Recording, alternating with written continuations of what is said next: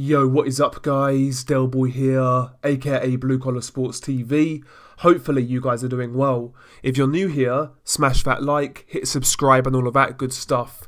So this video is a quick preview and prediction for Josh Kelly versus David Avanesyan. This fight goes down on the 20th of February and obviously the European welterweight title is on the line, which is held by David Avanesyan. Really looking forward to this fight. It's actually one of the fights I'm looking forward to most on the schedule so far this year. It's a really interesting fight. For Josh Kelly, ultimately this is the acid test. As a professional, Josh Kelly started out with a lot of hype, but after a couple of recent, poor performances, the hype for Josh Kelly has certainly died down. So he's going to want to really re-establish his name amongst the British boxing fan, and a good performance over someone like David Avanesyan, who's a proven European level fighter, would go some way in doing that. And as for David Avanesyan, this is a big opportunity for him, a big card on Sky. Winning this fight for Avanesyan would actually put him in the picture, maybe to get a big fight or two at welterweight, Avanesyan's been working hard for years, grinding away, and a win here would really catapult David Avanesyan's career to a new level. So there's a lot on the line here for both guys, and I find it a really intriguing fight. Before we get into the style matchup, what I believe each guy should do, let's briefly run through the tale of the tape. I guess we shall start with the champion, David Avanesyan. He's the European champion. Avanesyan has a record of 26 wins, 3 defeats, 1 draw, 14 of those 26 wins coming by way of knockout. Josh Kelly has a record of 10 wins, 0 losses, 1 draw, 6 of those 10 wins coming by way of knockout. David Avanesyan is listed as 5'8" with a 68.5-inch reach, whereas Josh Kelly is listed as 5'10" with a 72-inch reach. So Josh Kelly has a 2-inch height advantage and a 3.5-inch reach advantage. Potentially that could be a factor on fight night, but I'll get into that a little bit later. David Avanesyan, he's an orthodox fighter, as is Josh Kelly. Avanesyan is 32 years old and Josh Kelly is 26 years old. Josh Kelly got the youth on his side, but Avanesyan certainly has the experience, and that could certainly be a key in this fight. Avanesyan certainly has been in tougher than Josh Kelly, and maybe he can draw on that experience. Maybe that's a factor on fight night. Avanesyan is not what I would call an old 32. I think Avanesyan is the best he's ever been right now. So yeah, the experience for Avanesyan certainly is something to really consider here. But now the tale of the tape is out of the way, let's break down what each guy should do in my opinion, and then obviously I will make my pick. But before we do, I just want to point out how this fight is being looked at by the bookies. This fight, according to the bookies, is pretty much a 50-50 fight. David Avanesyan is a slight underdog at 10-11, but Josh Kelly is only 5-6. This fight, according to the bookies, is almost a 50-50 fight, and that's how I feel about this fight as well. That goes to show that this really is a good fight. But let's break it down now. I guess we'll start with Josh Kelly. I guess as the tale of the tape indicated, Josh Kelly is the taller, longer man.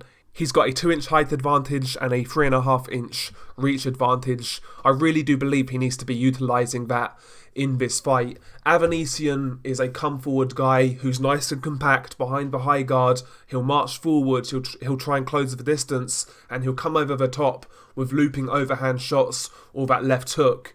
And he also, when he gets close enough, he'll like to work the body as well. Avanesyan is, your stereotypical pressure fighter with a nice tight guard, a compact style, and decent punch technique. He's not really a great guy on the outside, from what I've seen.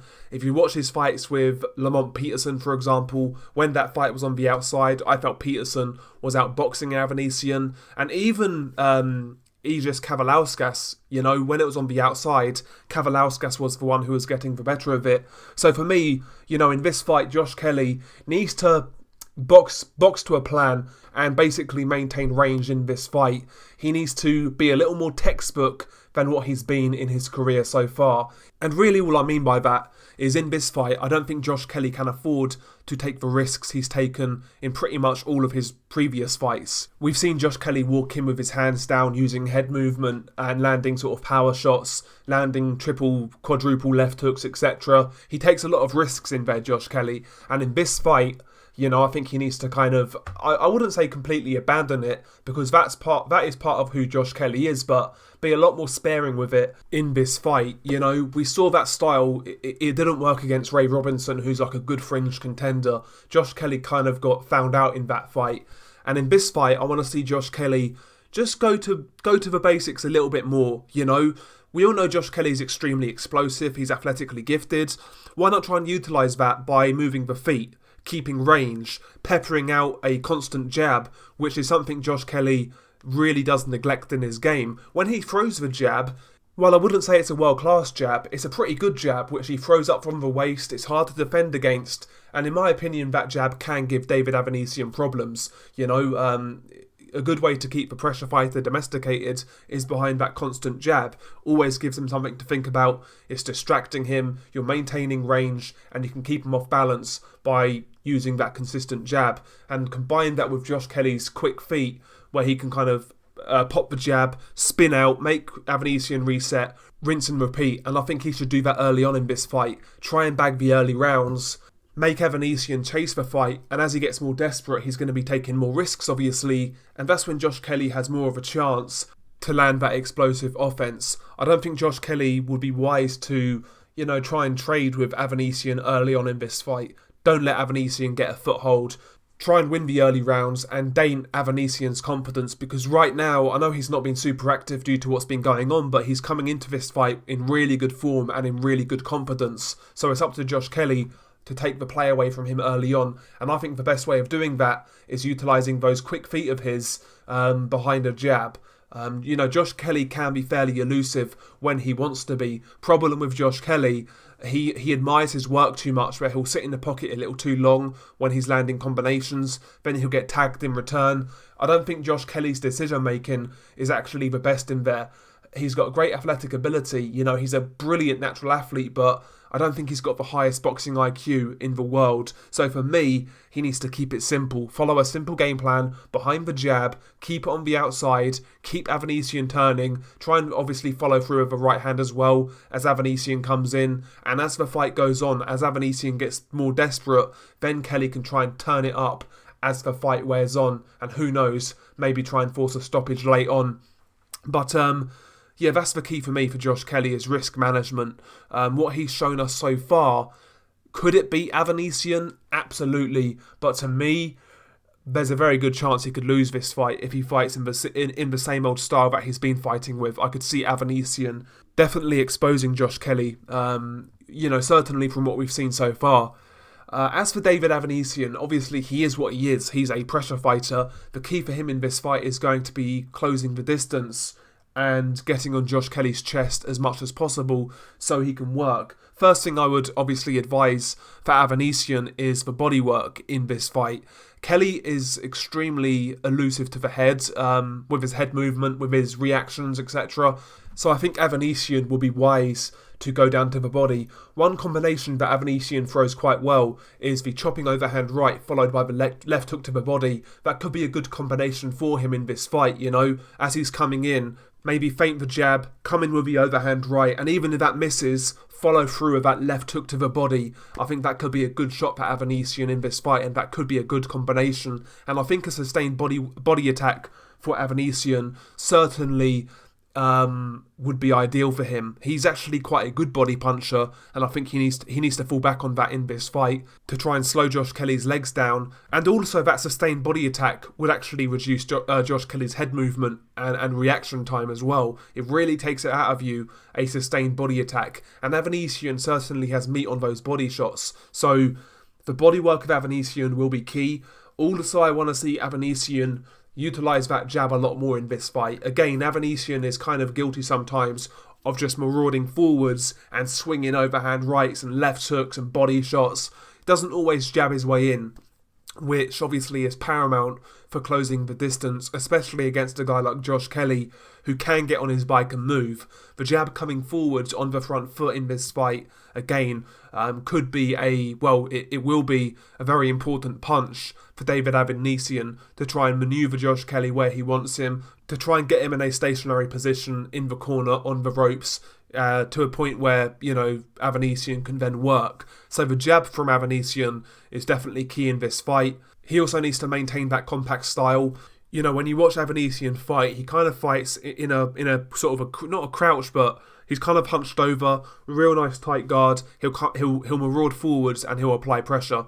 That tight guard in this fight could be very effective. I saw Josh Kelly struggle to penetrate Ray Robinson's tight guard and also Carlos Molina's tight guard. He didn't really have many answers to get around those guards. So again, the high guard of Avanesyan in this fight, another good plus point in regards to his game going into this fight, and he needs to utilise that to soak up what Josh Kelly has while coming forwards. And by the way, if you've boxed before, even just sparring like me, one thing I noticed, if you've got a nice tight high guard, sometimes when you jab off the high guard, it's actually really hard to read if you've got the right technique. And I think Avanesyan's got the ability to jab off that high guard as he's coming forwards and obviously applying pressure. So yeah, Avanesyan needs to do him really, just be a bit more active than usual, try and jab coming in, work the body obviously. And I think he really needs to take the fight to Josh Kelly. He's not going to win a boxing match here, and we all know what he's got to do in this fight: apply pressure, come forwards, and try and either knock out Josh Kelly or win resounding enough to win on the scorecards. He needs to put an exclamation point on his performance. So maybe also he needs to hurt Josh Kelly in this fight, maybe drop him, who knows. But yeah, stylistically, I see what both guys, in my opinion, what they need to do.